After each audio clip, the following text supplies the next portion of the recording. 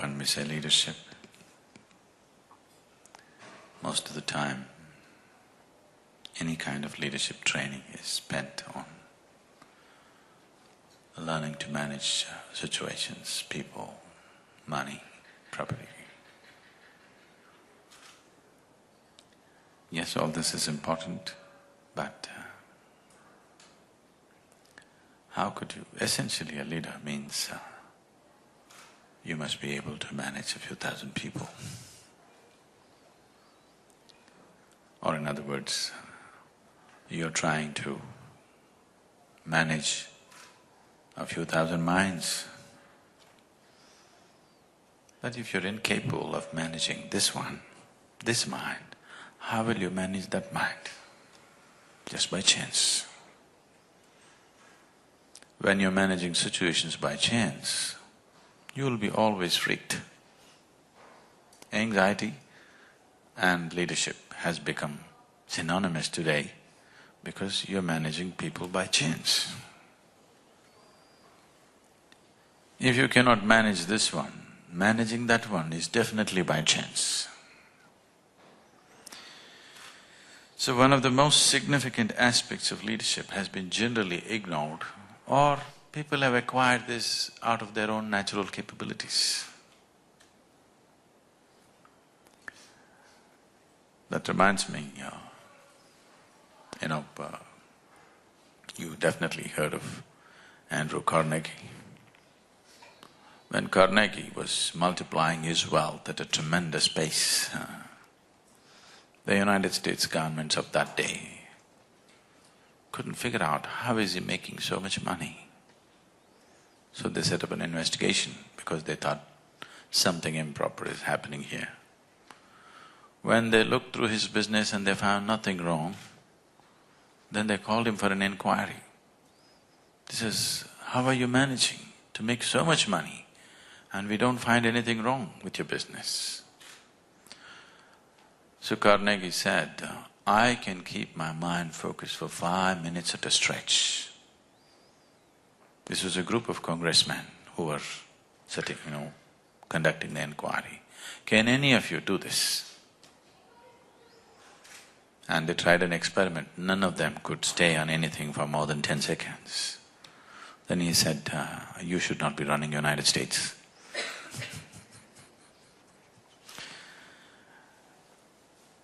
Because if you do not know how to manage this one, managing the rest is always going to be accidental. When you do things accidentally, being anxious is very natural.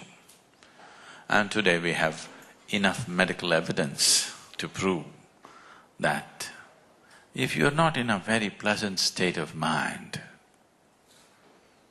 then your body and your mind will never function at its optimal level. There is substantial medical evidence towards this. Only when you're very peaceful and blissful, your body and your mind works at its best. And your success in this world is just this. To what extent can you harness the capabilities of this physical body and this mind? That's all success is. It doesn't matter what is the nature of your activity, that's all it is. Is it so? And the most fundamental and the basic requirement to make your body and mind work properly, sensibly, in the highest possible way is that if you sit here, you must be in a state of pleasantness within here. If I ask you the simple question, how many of you in these many years of living have had a 24-hour stretch, that is one single full day, where you did not have a single moment of irritation, agitation, anger, anxiety, stress, nothing. You just passed through it blissfully. How many?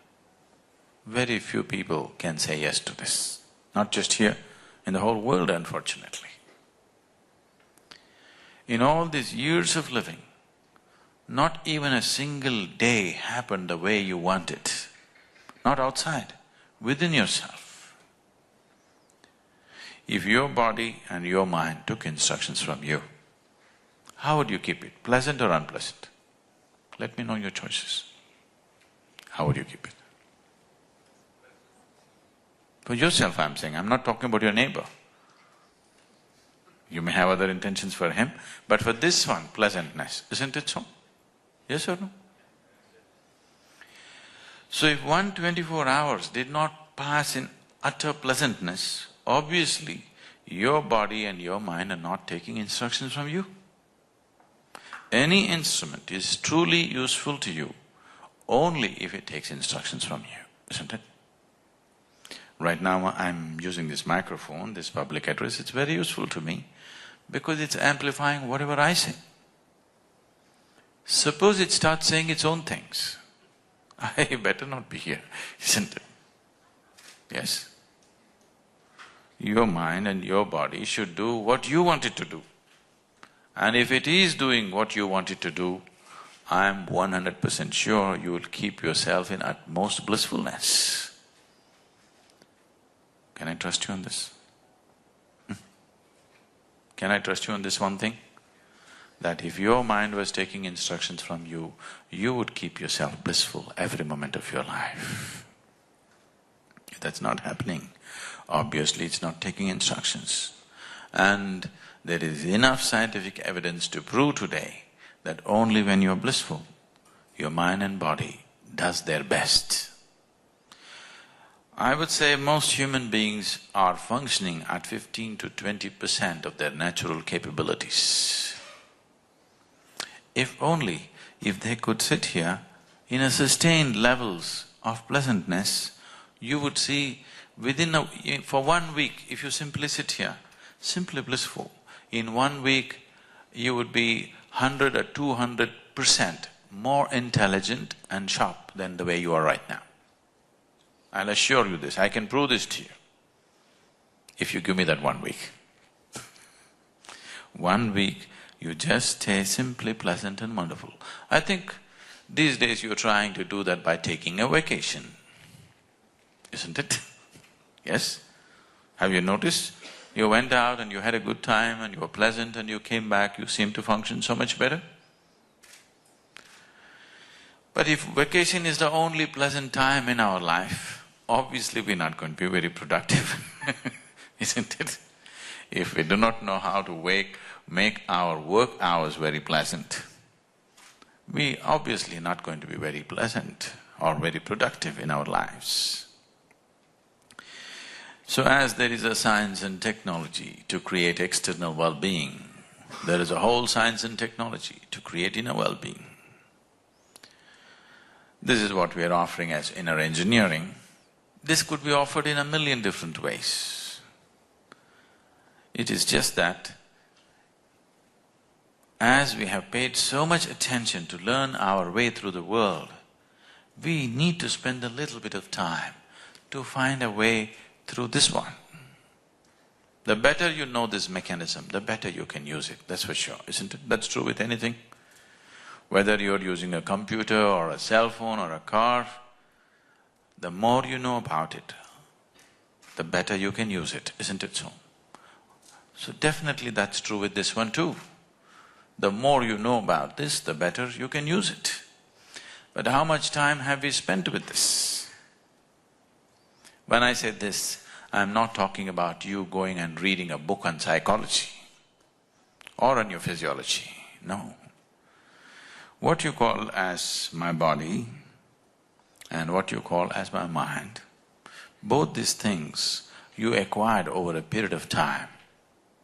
When you were born, you came with such a small body, isn't it? Slowly you accumulated this. What you accumulate can be yours, can never be you. Yes?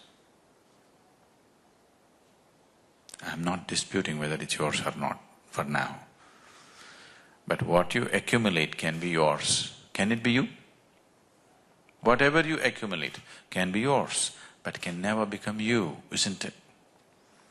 If you start thinking yourself to be something other than what you really are,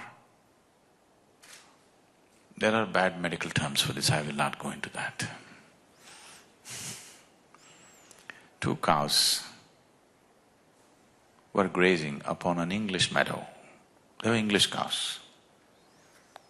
And one of the cows said, "What is your opinion on the mad cow disease?" The other said, "I don't care a hoot, as anyway I am just a helicopter." Okay?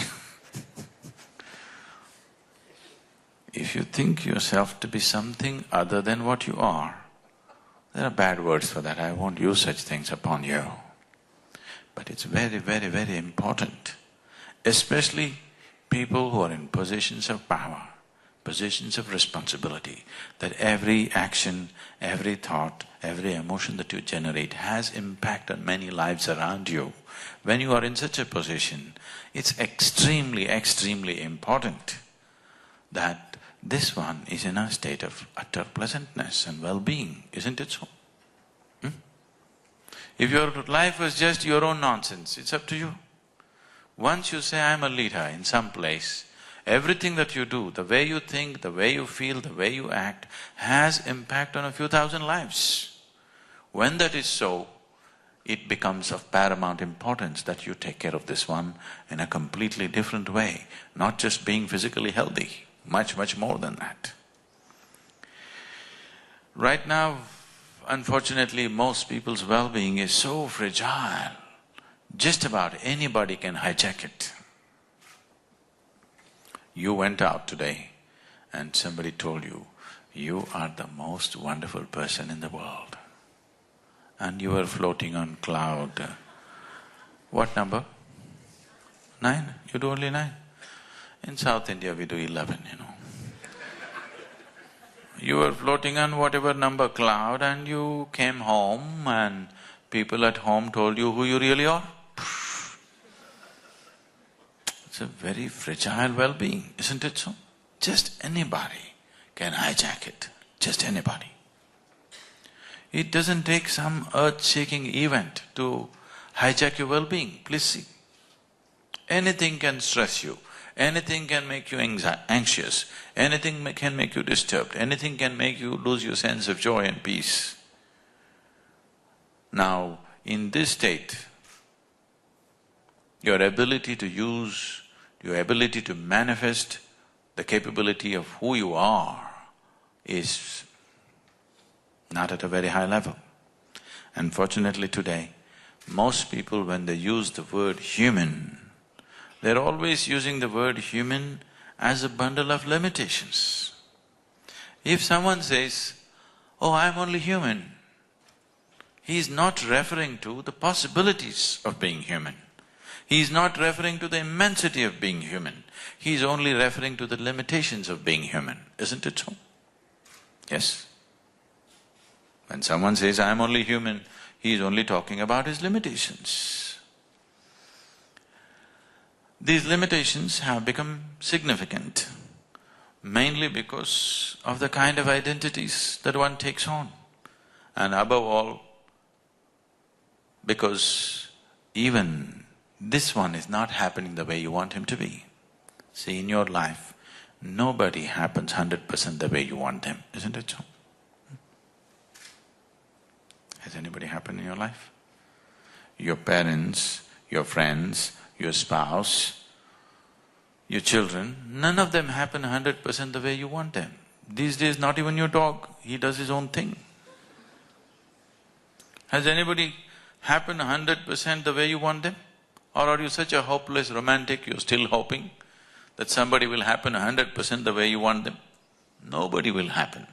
They'll happen to some extent. If they happen 51% the way you want them, you are doing great. Yes. Yes or no? If people are happening, people around you in your life are happening 51% the way you want them to be, that means you're doing great, your steak is good. So nobody happens the way you want them to be. It doesn't matter, that's not the real problem. The problem is this one is not happening the way you want him to be. Nobody happens, it's okay. This one person must happen the way you want him to be, isn't it so? Yes? If this one doesn't happen, it's a lost case. If this one did happen the way you want him, I am sure you would keep him in the highest level of pleasantness and well-being. And that is a sure way of ensuring that who you are finds full expression in your life. Then when you say, I'm human, you will refer to the immensity of being human, not to the limitations of being human.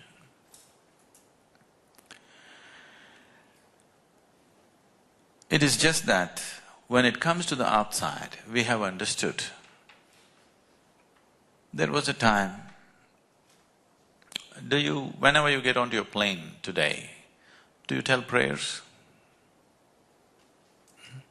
You still do? What airline are you getting into?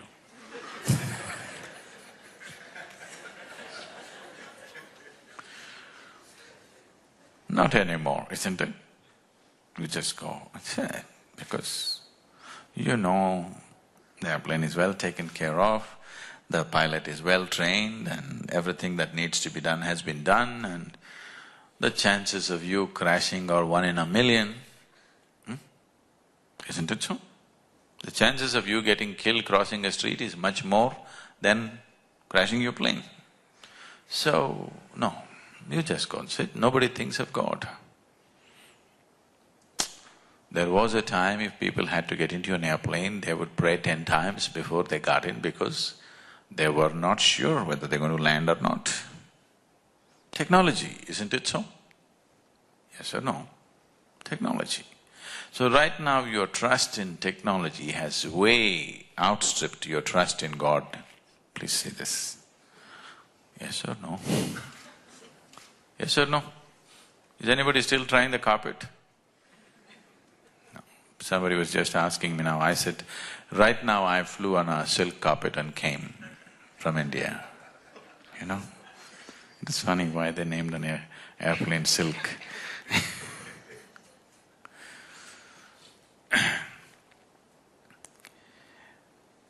It is just that there was a time when you believed that you could do stupid things and tell a prayer and everything will be okay. Now you understand, unless you do the right things will not happen to you. Yes or no? Are you clear about this? Unless you do the right things will not happen to you on the outside. Why is that not true with inside? Unless you do the right things will not happen to you. It's as simple as that. If right things are not happening to you, obviously you're not doing the right things. So there is a whole technology as to how to conduct the interiority. Unfortunately, we have tried to ignore that and try to live. So wherever we have done the right things, those things have worked for us. Whatever things we have not handled well is not working for us, isn't it? Yes or no? Isn't that so? So, if your interiority is a turmoil, when I say a turmoil, not always that you're continuously freaked out about something. If your experience of the day is not immensely pleasant, that means you're in a steady state of turmoil. Because only when you're very, very pleasant, everything works well. 70% of the ailment on the planet will disappear if people were just simply blissful and happy. This I'm not saying offhand, there is substantial scientific evidence to prove this. So whether we have become medically sick or not, one way or the other, if we are causing unpleasantness, we are sick.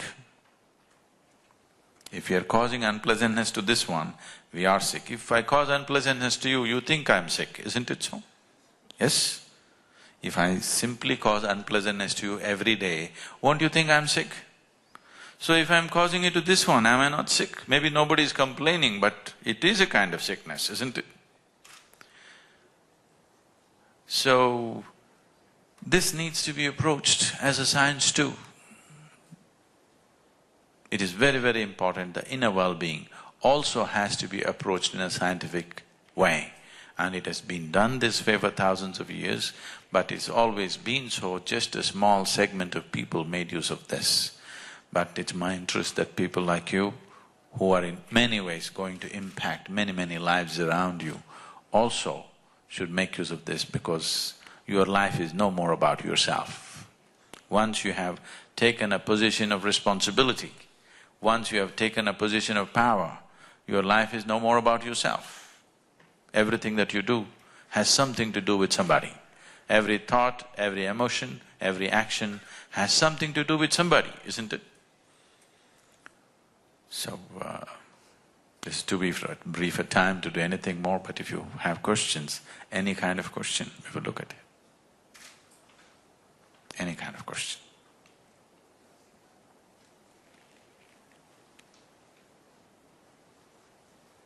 Hello, I'm J.P. Melosh. I'm an MPA student at the Lee Kuan Yew School of Public Policy.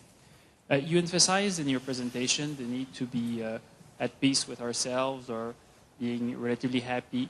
However, do we not need to be sometimes angry or sometimes uncomfortable with our surroundings in order to have the drive to change the things that we want to change? I did not say you should be at peace with yourself or you should be happy. I'm just asking, what's your choice? What is your choice for yourself? Pleasantness or unpleasantness? Yes, what's your choice? What is your choice for yourself? Pleasantness or unpleasantness? Pleasantness, isn't it? So that is not my choice. If you like unpleasantness, do it. I have no problem. But if you want pleasantness and you're creating unpleasantness, obviously you're not going where you want to go, isn't it? So I am not advising people, be peaceful, be joyful. It's their choice. If somebody enjoys misery, what's my problem? Yes, I really have no problem. But there is no such thing. Everybody wants pleasantness in his life, isn't it so?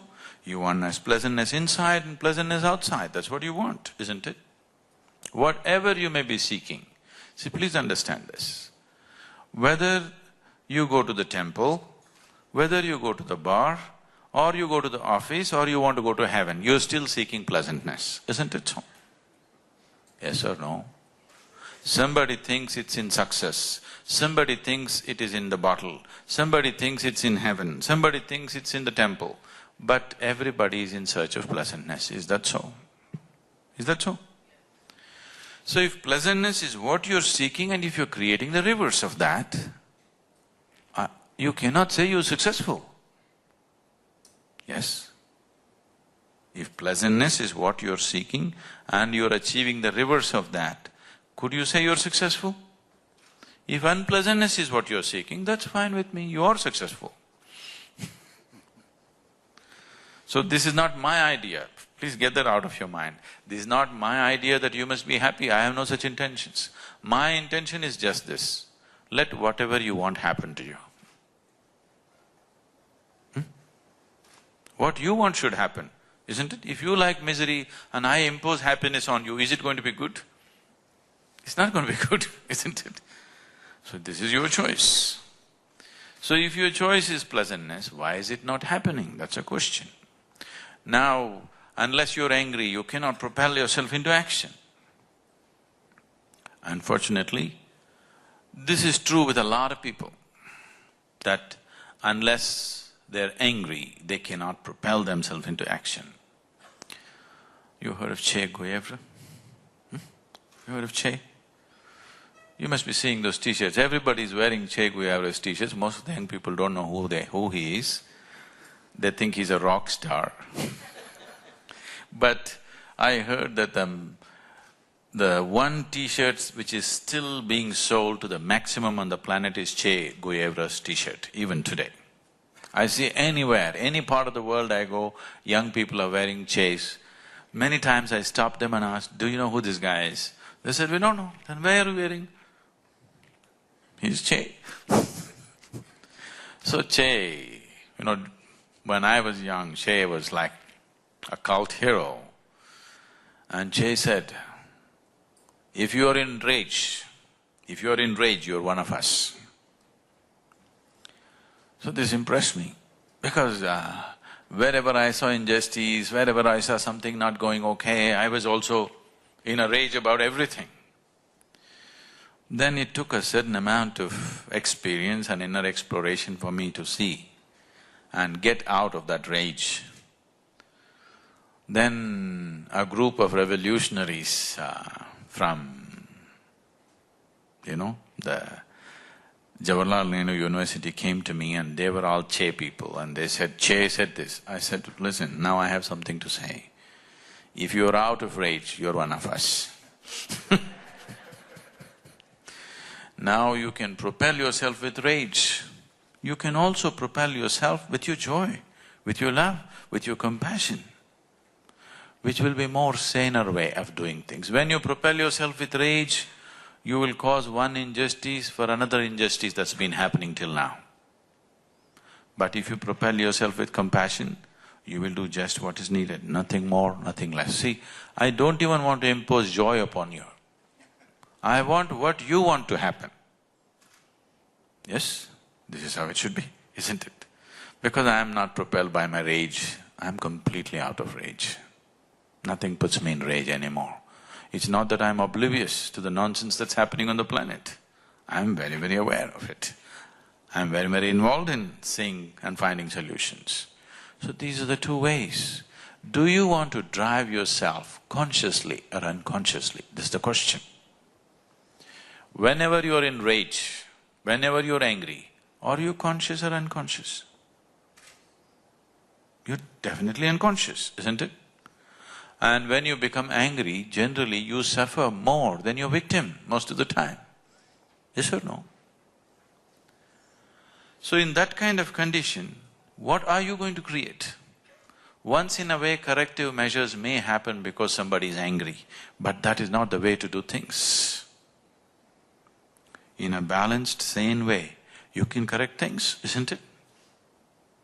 The reason why the first injustice has happened also is because somebody is in rage and you're trying to correct it with another rage. Let's say a crime happens on the street. Out of greed or anger, a crime happens. Now you get angry and try to correct it. You are also committing another crime, probably a larger one usually. You can correct that out of simple, sheer sense, out of your humanity. Just now, like about 6 days ago, I was speaking to a group of people and they introduced me as humanitarian. I said, what's this? I have heard of vegetarians, non-vegetarians, and what is this humanitarian? What are you trying to say? No, you're doing a lot of humane activity. I said, it's a shame that we have to teach human beings to be human. Isn't it so? We're making an effort to teach human beings to be human as if they were some monkeys. If you try to teach a monkey to do what a human being can do, that's an achievement. You teach a human being to be like a human being, this is not an achievement. But right now in this world it looks that way because lot of people have taken on different positions. Because they have become Indians, they have become Pakistanis, they have become Singaporeans, they have become Hindus, they have become Muslims. You have to look for a human being, where are they? Very hard to find them. If you just sat here as a human being, to resonate with other life around you would be very, very natural. If you get identified with something that you're not, then it all gets narrowed down. Some things will happen, yes, you can fight a war, you can do certain things, you can do certain things forcefully, yes. But if you want true well-being in the world, first thing is you have to resonate here as life, because you are life, isn't it? I don't have to teach you that you are life. You are life. If you resonate and throb as life, you will know how to be a wonderful piece of life, which you are. But right now, we are trying to find patchy ways of doing things simply because somebody did something in anger and it worked at a certain time. That doesn't mean that's the way to correct everything, isn't it so? It's unfortunate if a human being cannot be propelled into action out of his love, out of his joy, out of his compassion. You tell me one thing, on a certain day you're unhappy and angry, on another day you're very happy. Which day are you willing to be more active?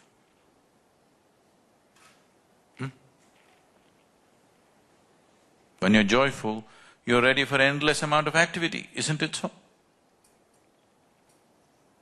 It works. Yes. Sir, question? Yes, sir, please introduce yourself. If you can take the microphone, please. My name is Ram Gupta. Sadhguru, my question is, intellectually and logically we understand, but practically we find lot of gaps. Can we get some tips from your inner engineering on how to go about it? Okay. Shall we do a simple experiment? Are you okay? Simple experiment. The guinea, or these are days of the flu. So anyway, we'll experiment. I want you to sit with your spine erect, and your legs uncrossed. What you do is you keep the 5 fingers of your hand together. Place it gently placed upon your thigh, gently. Do not press down, very gently placed. Don't do it yet, I'll tell you what to do, but do not do it yet. We will do this with our eyes closed. With your eyes closed, holding your hand this way, you just breathe slightly deeper than normal. And as you're doing this, I will say switch. When I say switch, the hand this is this way, just slowly turn it over without breaking the rhythm of your breathing. Again, when I say switch, get it back into this position. In these 2 positions, something about your breath will change. The way the air fills up into your lung or the maximum expansion and contraction, something about it will alter itself. I want you to notice what's happening. Please hold your 5 fingers together, gently placed upon the thigh, eyes closed. Unless your spine is erect and eyes closed, you will not notice it. Just breathe slightly deeper than normal, just inhalation, exhalation a few times.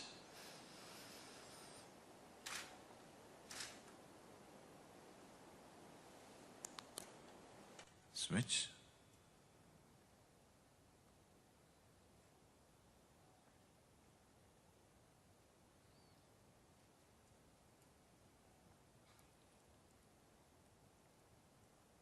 Switch again.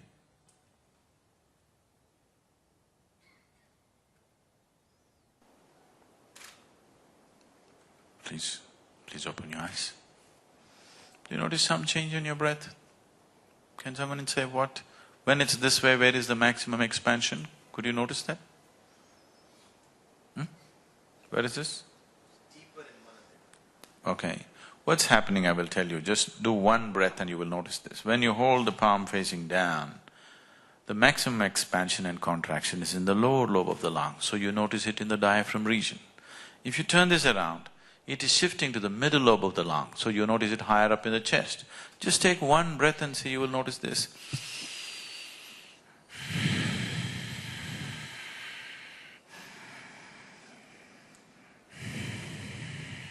Is that so? Just turning your hand over, the very way you breathe is altering itself. This is not just about the breath. The very fundamental life energies in the system are altering itself just because you turn your hand over. How many times in a day, unconsciously, are you… Now you keep on doing this, now you're setting your energies into your turmoil and hoping to be peaceful. Life doesn't work like that. This is like you got into your car, you don't know what these 2 pedals are. You just kick any one of them whenever you feel like it. You know what a jerky driver you will be? Right now your well-being is very jerky, please see this. It is not that you do not know peace. It is not that you do not know joy. It is not that you do not know blissfulness. The problem is it's not sustainable, isn't it? Isn't it so? This is like… Are you okay for a joke? Very serious question, but… On a certain day, this happened in Michigan, an old-timer decided to go ice fishing. This is one of the things in Michigan because almost 5 months it is snowing and the Great Lakes freeze and people go sit on it, cut a hole and fish because there's still water beneath the ice sheet. So an old-timer went fishing. When you go fishing, it's not solely about fish. So he took a can of beer, sat there. The cans got empty. Through the day, he went and sat at 9, 10 in the morning. So almost 4 o'clock, the crate got empty. He was a little dizzy, but no fish in the basket. Then at 4 in the evening, a boy from the downtown area with a big boombox on his shoulders with blaring rap music came driving like that. Came, sat close by, cut a hole and sat down, fishing. The old-timer looked at him. No fool like a young fool. I'm sitting here for the whole day, quietly fishing, not a single fish. The fool comes in the evening, when the sun is about to set, and with this blaring music, is he going to catch fish? No fool like a young fool. The young people think the other way around, but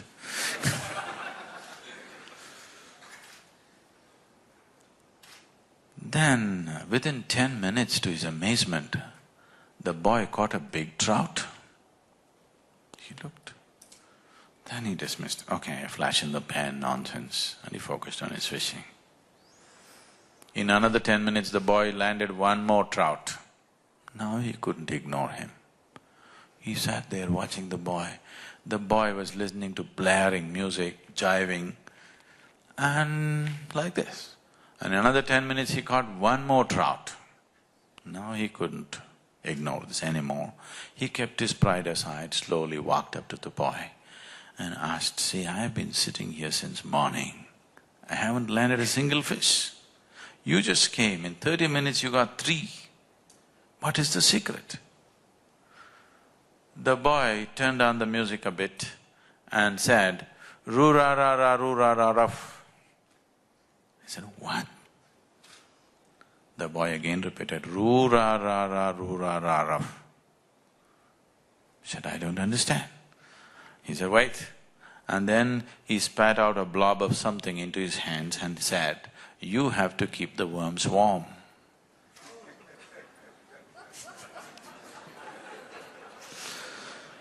Unless you do the right things will not happen to you. So, because the technology is subjective, it's about you. See, if it was about something else, I would have written a book and given it to you. Because this is about you. You're the object and you are the subject. So here, it needs a different level of focus. Right now, your whole focus is outward, in the sense, right now the way you perceive life is through 5 sense organs. Seeing, hearing, smelling, tasting, touching. This is the way you know life, isn't it so? If these 5 faculties shut down, you will have no experience of life. For example, right now if you dozed off a bit, that's not instruction. If you dozed off a bit, suddenly in your experience, I will disappear, for sure. Everybody around you will disappear, and you will also disappear, isn't it so? You fell asleep for a moment, the world disappeared and you also disappeared. Everything is going on, but in your experience, everything is gone. Simply because the 5 sense organs have shut down. So these 5 sense organs are the basis of your experience right now, and they're essentially outward bound. You can see what is around you. You can't roll your eyeballs inward and scan yourself. You can hear that. So much activity in this body, you cannot hear that. Even something as small as an ant crawls upon this, you can feel it. So much blood flowing, can you feel it? In the very nature of things, your sense organs are outward bound. But the basis of your experience, the seat of your experience, the source of your experience is within you. Right now, do you see me, sir? Do you see me? Where am I? Tell me. You must point it out. Where am I? Ah, you got it wrong. You know I'm a mystic. See, right now this light is falling upon me, reflecting, going through your lenses, inverted image in the retina. Don't you know the whole story? Where do you see me right now? Where do you see me? Within you, isn't it? Where do you hear me right now? Within you. Where have you seen the whole world? Within you. Have you ever experienced anything outside of yourself? The light and darkness has happened within you. Your joy and misery has happened within you. Your agony and ecstasy can only happen within you. You have never experienced anything outside of yourself. Your pain and pleasure has happened within you, isn't it so? So your whole experience is within, but your five sense organs are outward bound. So, if you have to turn this inward a little bit, if you have to have an inner faculty to focus on the inward nature of who you are, it takes a different level of focus. Everything, these five sense organs are very essential for your survival, so they get turned on when you're born. But if you want to do anything beyond survival, it takes a little bit of striving, otherwise it will not come to you, isn't it? Anything beyond survival, it takes a bit of striving, otherwise it won't happen. So this inner striving has not happened, that's all. I would say, if you are willing to give 28 to 30 hours of focused time, we can turn on a different level of perception which is very inward. That's all it takes.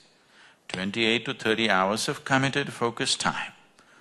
We usually format this in 3 days, 4 days according to people's convenience, but essentially that's how much time it takes for you to have a simple mechanism to activate a perception which is not outward, which is inward.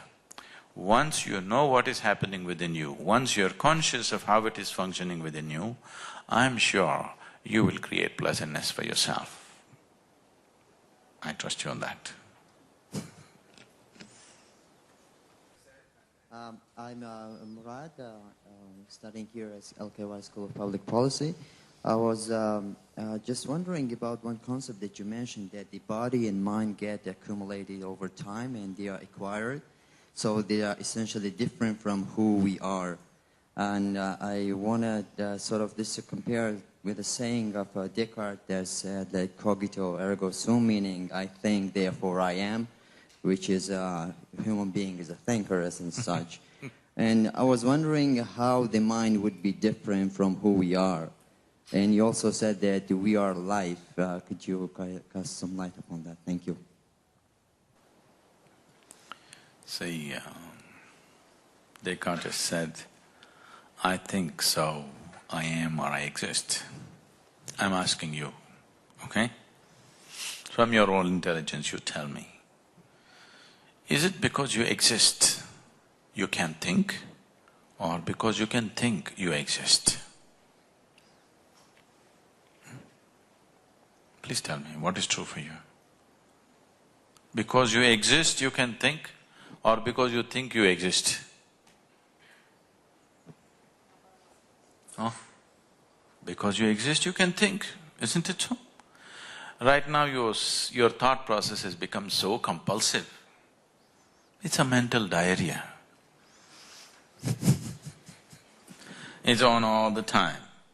So you think it's a non-stop thing, it is not so. If I sit in one place, if I shut myself up and sit, 4 days, 5 days, I don't have a single thought in my mind.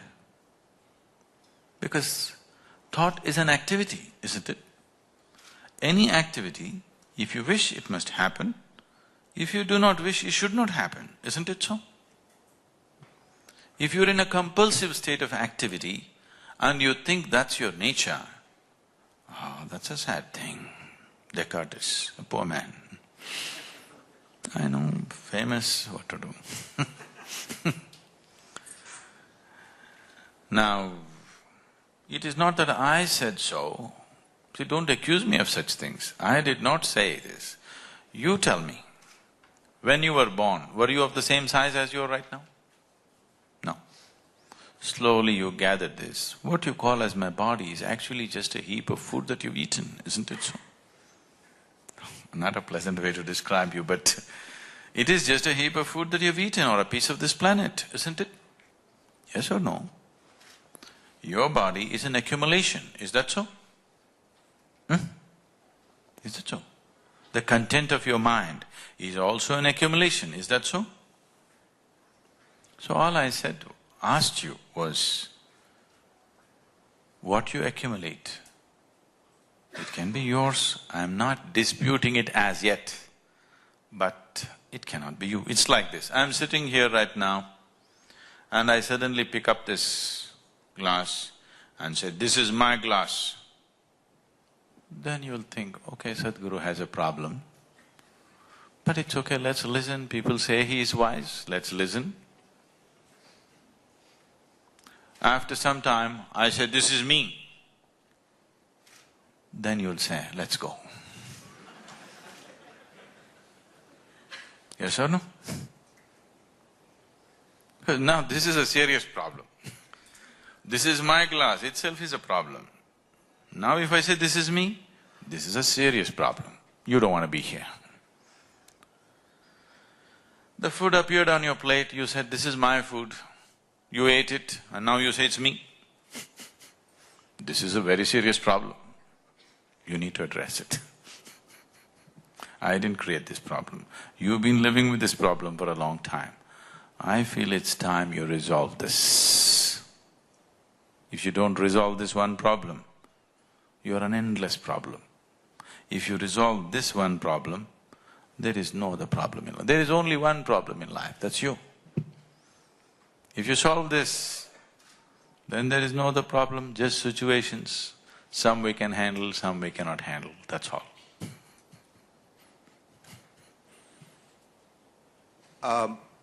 Sadhguru, I also was wondering about some of the work that you had been doing as a karma yogi, as I mentioned, about rural rejuvenation and Project Green Hands.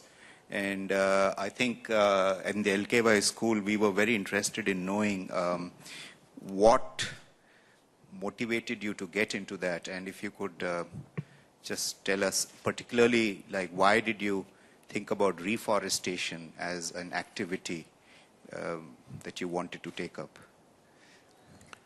In the year 1998, some experts from United Nations came to South India and they made a study and they declared by 2025, Tamil Nadu, which is the state where I come from, they said 60% of Tamil Nadu will be a desert by 2025. I don't like these predictions. I don't like any kind of predictions because a prediction means you are not valuing the human beings who live there. If I tell you this is what you will be after 10 years, that means I don't value the potential of who you are, isn't it? Based on present figures and statistics, I'm making a projection. You are not valuing what is beating in people's hearts, what is churning up in people's minds, you're not thinking about that. So this is a land, Tamil Nadu is a place, South India is a place where there are many farmers who take 4 crops in a year from the same land, nowhere else on the planet. You know, wherever I go, any part of the world I travel in, first thing I look at is what is their agriculture. They told me you have none here, but that's a smart thing. So first thing I see is how do they make their food, because that is essentially what's going to, long term, that's all that really matters. How do people make their food is a very important aspect. So, Tamil farmers have been taking 4 crops in a year, nowhere else on the planet, such a thing. Ingenious they are, with almost absolutely obsolete and non-existent infrastructure, okay? No infrastructure, simply man and land. pulling out 4 crops from the land is not a simple thing. They're quite ingenious. Now this land which have sustained us for thousands of generations, now is going to become a desert in a single generation. I didn't like the idea. So I've just drove around Tamil Nadu really looking at these people, just alarmist or is it real? Then I saw it is much more real than their figures. I didn't think it'll go to… my own estimation did not look like it'll go up to 2025. It looked like it's going to happen much faster because in those 15 years that I had noticed the area, 4 perennial rivers had gone dry. In Coimbatore city where we come from, I know very well 60 to 75 feet we were striking water with the tube wells. Now they're going 1400 feet. And whole areas are just going dry. People are actually leaving their villages where they've lived for generations and going away somewhere else. So when I saw this, okay, what can we do? Changing government policies, reversing global warming, all these things are not in our hands right now because it depends on so many aspects. One of the simplest things that you can do is put the green cover back. So, I saw that Tamil Nadu's green cover was 16% and the national aspiration is 33%. So we just made a simple calculation, what does it take to make it 33%? Then we saw if we plant 114 million trees in about 6 to 8 years' time, in 15 years' time we'll have 33% green cover. So we started this movement in 1998. I started planting trees in people's minds. It took 6 to 8 years. That's the most difficult place, you don't know. Now in the last 5 years, we've been transplanting this from people's head to the land. Okay? We planted little over 14 million trees in the last 4.5 years. And Tamil Nadu is the only place in the whole of Asia in the last 30 years where the green cover actually has gone up. So official figures are today, this January, the government announced that the green cover has gone up by 4.2% in 5 years' time. That's what the people did. All it took was just people's movement. No great investments, no great infrastructure, nothing, just people's movement. We convinced the farmers to plant 10% of their land into trees, fruit trees, any kind of tree. Just doing this much has happened. So another 100 million trees, people think it's big numbers. These are not big numbers. When I said 114 million trees, they said, oh, this is impossible, how can anybody do this? Then I asked them, actually I don't come from Tamil Nadu, I come from Karnataka. So I asked them, how many people are you? They said, we are 4 people in the house, 1 is on the way, something like this. I said, that's not it, how many Tamils are you? How many Tamil people? They said, we are about 60 million people. I said, 60 million people, all of you plant 1 tree today. Take care of it for 2 years and plant 1 more. You have 114 million trees going, much more than that. This is all it takes. Even a beggar on the street can plant 1 tree, he'll have an office for himself. He'll have an office building growing for himself in the next few years if he plants a tree, isn't it? That's a kind of very grassroots level movement we started, and now it's picked up into huge momentum, huge. We have over 1400 nurseries now running in Tamil Nadu, generating millions of saplings, school children, all kinds of people. Most people you never thought would be involved in ecological movement, that kind of people. Now slowly the bigger guns are slowly beginning to move in the end. So this is not… for me this is not ecology. For me, my interest is just life. I'm not interested in ecology, I'm not interested in economy, I'm not interested in any damn thing. I'm only interested in life, are you? And all these things are needed to make life happen. And I don't see how… when I was at the Economic Forum this January at Davos, somebody came and said, oh, you are that amazing tree planter? This man is a professor in the Harvard University. I said, no, I'm not a tree planter. He said, no, you planted millions of trees. Yes, we did because it's needed, but I'm not a tree planter. Then he said, okay, what do you do? I said, I make people flower. That's my work. My essential work is that human life flowers. If human life has to flower, you need an economy, you need an ecology, you need everything that supports and sustains that. I don't see why we have divided all these things in our perception. Whatever is necessary for life must happen, isn't it? John Roberts, MPP Senior. I've been hearing what you're saying and really appreciate your philosophies, and I appreciate you coming to our school. As a School of Public Policy, and seeing the momentum that you've been able to turn in your projects, what recommendations do you have? Because you do have the ears, actually, of policymakers from throughout Southeast Asia. So I think somewhat related to your question, sir, is what do you recommend from a governmental perspective that we can do to help further bring about the things that you are saying here and the things that we all are agreeing with you, I believe?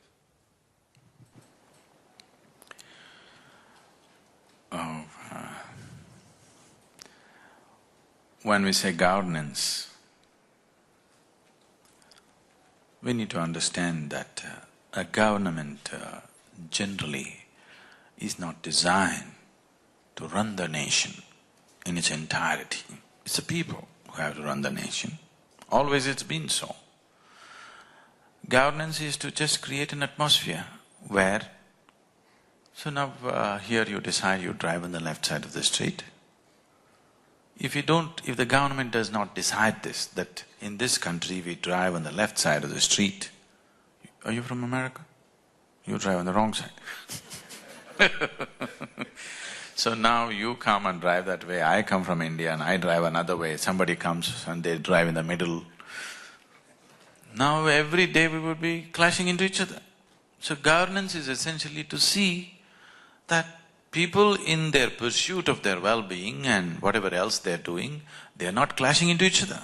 That's governance essential, on all levels.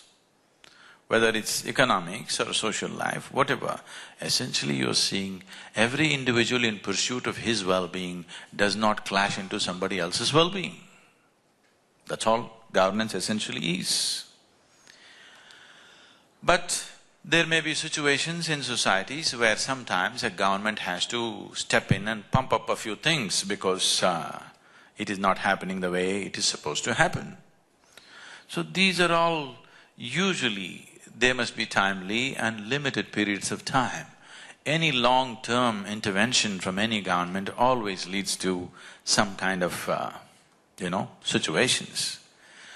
In different societies, these things may be decided and determined by those societies as it is necessary for them. There is no one common prescription, I think a lot of policymakers, a lot of people influenced by one successful culture trying to implement the same thing elsewhere, they've caused quite a bit of disasters and pain across the world, And that's one of the biggest pains of Asia right now, is we are trying to implement what the Western societies successfully did on our societies, where it is not fitting into people's way of thinking and feeling and doing things, and it's causing so much of struggle. Not because it's right or wrong, it is just a question of what works for us here. So, as policy makers, the main policy is just this: human well-being is the policy, isn't it? That's all the policy is. All other policies should be around that. There's a single policy for any government, it must be the well-being of the citizens of that nation. Rest of the policy is only incidental, and it could be changing every other day. As long as we keep the basic well-being of the citizens as the main policy, other policies can keep on changing as situations change. But unfortunately, we get identified with policies and systems and ideologies, and we forget all this nonsense we created only for human well-being, isn't it? So there is only one policy, actually, human well-being, well-being of the life on this planet. That is the only policy. To fulfill that one policy, we may have to continuously evolve what we are doing. coming to thinking out of box and for Asia and the current meltdown, I mean, there are a variety of people from various parts of the world, but let me say this. I'm not saying this with any kind of identity from a nation or a region, but one thing is clear, that a few hundred years ago, or for example, about 250 years ago, Asia was the most vibrant economic and social situation on the planet. That's why every European ship, risking their life, they wanted to come to India because it was the most vibrant economy on the planet. For whatever reasons, for multiple reasons, these things change. And it went down and almost 12-15 generations of very abject poverty happened, and various structures and strengths of the society diminished over a period of time. All these things have happened. Once again, they're trying to rejuvenate that, but there are many missing links in that. We have to work on many things which unfortunately our policymakers are still grappling with. It's not that there is lack of understanding, but there's lack of implementation for various reasons. But now the current meltdown, if you ask me, I don't know, none of you are going to like this, it's a very good thing. For me, it's a very good thing, because the kind of economic structures we have created are simply unrealistic. Simply unrealistic. If you go at this pace, see right now for example, if you take American economy as the ideal, because that's the richest society on the planet, if you take that as the standard, and if you provide that for 7 billion people on this planet, I think we just have another 30-40 years for extinction. Yes? Am I exaggerating? Am I exaggerating? There's only one man. So, somewhere we have to reinvent the way to run an economy, that it is not self-destructive in the process of creating prosperity. Prosperity at what cost is something we have to look at. So one thing is definitely to relook at the very idea of what is development. We really have to look at this. The very idea of prosperity is something we have to look at. Prosperity does not necessarily mean simply more and more, okay? Because there is no more and more. There is only this much. There is only one planet to live on. I know the ladies are planning to export the men to Mars and wherever else, but there's actually right now only one planet. There is no endless more, there is only that much. How? To generate well-being for everybody within this, we have to completely rethink our ideas of well-being, our ideas of prosperity, our ideas of success in the world. I think meltdown has brought that kind of thought process in the world to some extent. But once again, they're all getting hyped up because the share markets are moving up. Even large companies, I know I've been interacting with them very closely, very large companies, which are almost like small nations by themselves. In fact, their annual turnovers are bigger than the budgets of many nations. Even such companies, unfortunately, are still operating from quarterly balance sheet to quarterly balance sheet. This is a very poor way of looking at life. You want to be ahead in the next quarterly balance sheet, it's just very disturbing that leaders who are, when I go to Davos, I just look at these people, a little over 2,000 people, they control more than 80% of the world's economy.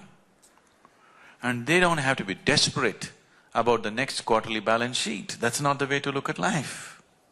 It needs to be looked little more long-term. Beyond our life, we have to look at the well-being, isn't it? We are living here as if we are the last generation. It's not good. So the kind of well-being that we had known in this part of the world, in this region in the world, was of a totally different kind in the past. Only thing was the democratic process was missing to some extent. Other than that, generally people lived well. Even when monarchies were there, many of them were very gentle monarchies which handled things well, People were happy. That's all that ultimately matters. People were happy, that's all that matters. Not this system or that system. There's no ideal system on the planet. Who is managing the system? That's what makes the difference, isn't it? Yes? Any system can be made to work beautifully if the right kind of people are handling it. The wrong kind of people, you give it whatever great systems in their hands, they will ruin it. So, we need to first of all focus on producing the right kind of people who have a larger vision of life than a very narrow focus towards a very narrow goal, which is very, very destructive. So meltdown is a good opportunity. One thing is to rethink many things, and also, no matter what you do, Asia never had a level playing field for various reasons. For the first time, there is a possibility that there could be a level playing field if you make use of this situation properly. Not against somebody, but if general well-being on the planet has to happen, there definitely needs to be a much more level playing field. Otherwise, it will just lead to continuous processes of exploitation which has been happening all the time. Initially it was Asia, now everybody's focus is on Africa. People are not interested in the African people. They are only interested in the African wealth. That's not a good way to approach any space. Because today it'll be on somebody, tomorrow it'll shift to somebody else, the focus. Yes? So our way of structuring economies in the world has to come…